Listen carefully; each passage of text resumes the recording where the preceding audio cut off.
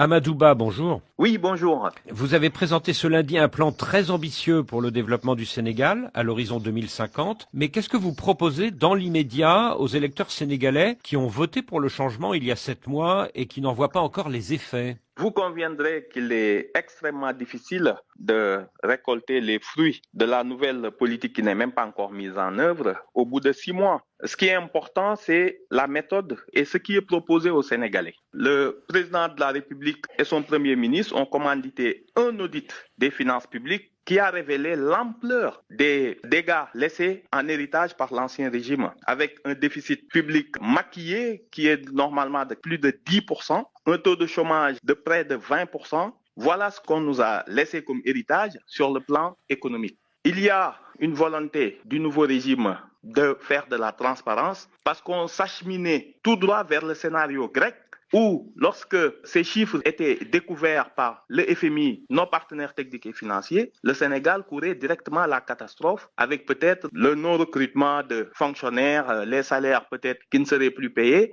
Donc, c'est cette anticipation, cette volonté de vérité qui est le fondement de ce nouveau changement prôné par le régime et nous en verrons les fruits bientôt, très bientôt. Qu'est-ce que vous répondez à l'opposition qui affirme que ce plan 2050 a été élaboré par un cabinet privé et que ça ne fait pas sérieux au regard des enjeux? Par un cabinet privé, le cabinet qui a performance a été associé, mais contrairement au PSE qui a été concocté par un cabinet étranger, le cabinet, il y travaille des Sénégalais. Ce sont les ressources endogènes du pays qui ont été mobilisées, les ressources du ministère de l'économie, les ressources humaines du ministère des Finances et du budget.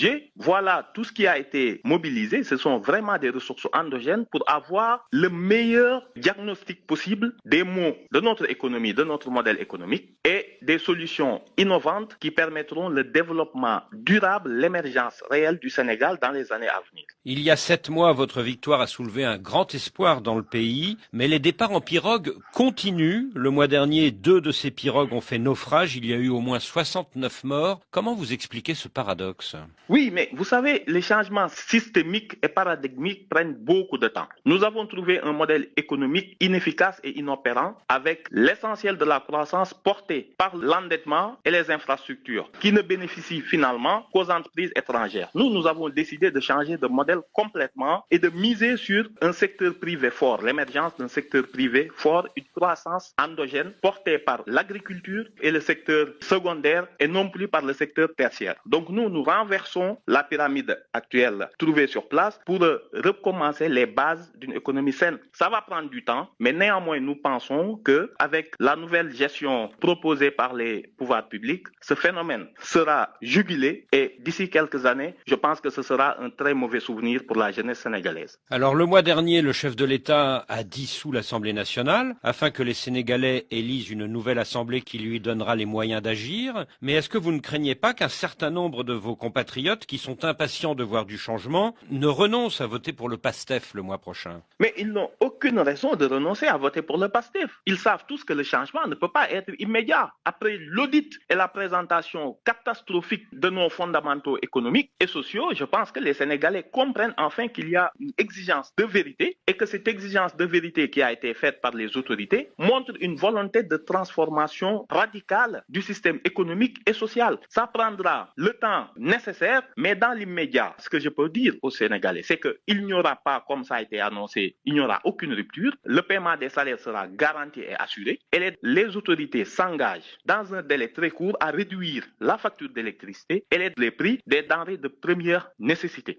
Et ça, je parle du court terme. Bientôt, ça va baisser parce que le gouvernement a trouvé une nouvelle stratégie de lui-même s'impliquer dans la chaîne de commande des denrées que les Sénégalais consomment et qui est majoritairement importée. Déjà, nous allons encourager l'agriculture à fournir nos besoins primaires, mais surtout, l'État va s'impliquer dans la chaîne de commande de ces denrées pour essayer de contenir les prix et empêcher les spéculateurs qui s'engraissent grassement sur le dos des Sénégalais. Donc, à court terme, que ce soit dans l'électricité et les denrées denrées de première nécessité. Je pense que les Sénégalais, s'ils donnent une majorité suffisante au PASTEF pour supporter le gouvernement dans ses actions, verront les fruits de la nouvelle politique économique et sociale. Le 17 novembre, est-ce que vous visez la majorité simple ou la majorité qualifiée? Nous avons besoin d'une majorité qualifiée, mais au-delà, il s'agit pour les Sénégalais de ne pas laisser l'opposition qui est divisée en deux groupes, ce qui était dans l'ancien régime et qui ne cherche à travers ces élections législatives que l'immunité parlementaire qui leur garantirait l'impunité par rapport au détournement de deniers publics que tous les rapports ont démontré. Alors que l'autre partie de l'opposition cherche l'ingouvernabilité du pays pour empêcher que le PASTEF ne puisse réaliser son programme. Donc, je pense qu'il y a un exercice de cohérence qui est nécessaire et que l'électeur sénégalais qui a porté le président Bassirou Diomaye Faye dès le premier tour avec 54% ne va pas se laisser tromper par les chimères d'une opposition en quête de rédemption et en quête d'impunité. Donc vous espérez la majorité des députés, voire la majorité qualifiée, c'est ça? Nous cherchons entre 110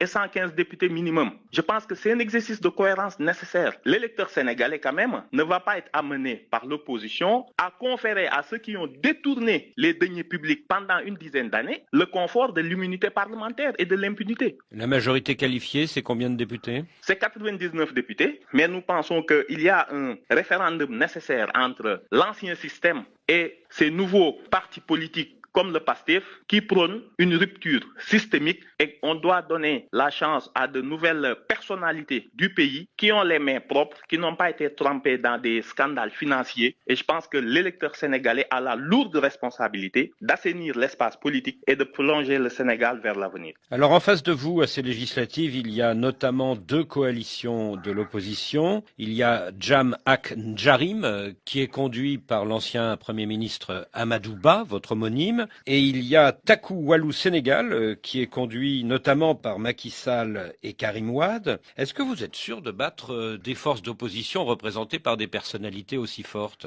Oui, des personnalités aussi fortes, mais qui ont ou les mains tachées de sang ou impliquées fortement dans des scandales financiers. Comme je vous ai dit, ces gens-là ne cherchent pas le suffrage pour représenter le peuple. Ils cherchent juste une immunité qui les protégera des poursuites qui certainement vont venir à la suite de leur gestion. Je pense que nous ne pouvons pas avoir peur de cette opposition-là qui ne vise pas l'intérêt général, mais cherche à se protéger contre sûrement les poursuites judiciaires à venir. Ce qu'il faut savoir, c'est que l'électeur sénégalais ne va pas au président Bassirou Diomaye Faye l'élire au premier tour et ne pas lui donner les moyens de concrétiser son projet. Ça n'a pas de sens et ce qui est important pour le Sénégal, c'est la stabilité retrouvée. Alors vous dites que plusieurs opposants recherchent l'immunité parlementaire à travers ces élections, mais l'ancien chef de l'État, Macky Sall, il a plus que cela. Il a une immunité présidentielle qui fait qu'il ne peut pas être arrêté, sinon après une mise en accusation par une future Assemblée nationale. Est-ce qu'il n'est pas à l'abri de toute poursuite judiciaire?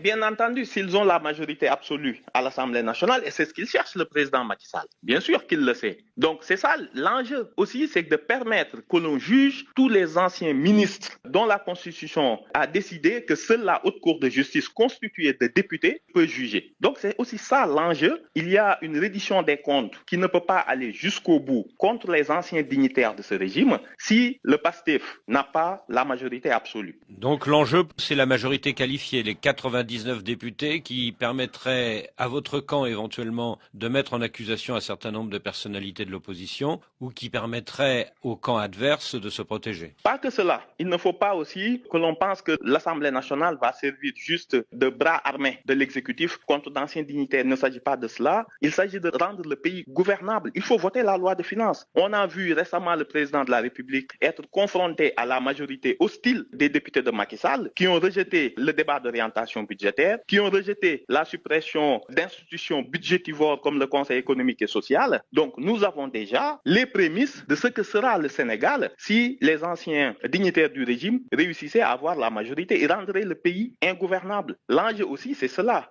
Permettre une rupture systémique qui va lancer le Sénégal dans l'avenir et permettre que notre jeunesse qui va se perdre dans les mers va rester au pays pour construire le Sénégal de demain. L'ancien président Macky Sall ne peut pas être arrêté avant une éventuelle mise en accusation par une future Assemblée nationale, donc a priori aujourd'hui il ne risque rien. Mais s'il rentre demain au pays, est-ce qu'il risque tout de même de perdre son passeport et de se voir interdit de sortie du territoire? Cette histoire de sortie de territoire a été réglée. Il n'y a plus d'interdiction de sortie de territoire. Le gouvernement a décidé de laisser la justice indépendante. C'est la justice qui avait décidé de lancer des interdictions de sortie, mais il n'y a pas la main de l'exécutif derrière et ils le savent. Donc le président Macky Sall ne risque rien. Aujourd'hui, il n'y a même pas de haute cour de justice installée à l'Assemblée nationale. Il ne peut pas se réunir, donc il peut venir battre campagne. Maintenant, justice se fera certainement après l'élection et il est présumé innocent jusqu'à ce qu'il soit impliqué ou mis en accusation par la haute cour de justice. Donc je pense que le Sénégal de demain, la rupture aussi, c'est de respecter les droits des opposants et les droits de l'opposition. Amadou Ba, merci. Merci à vous.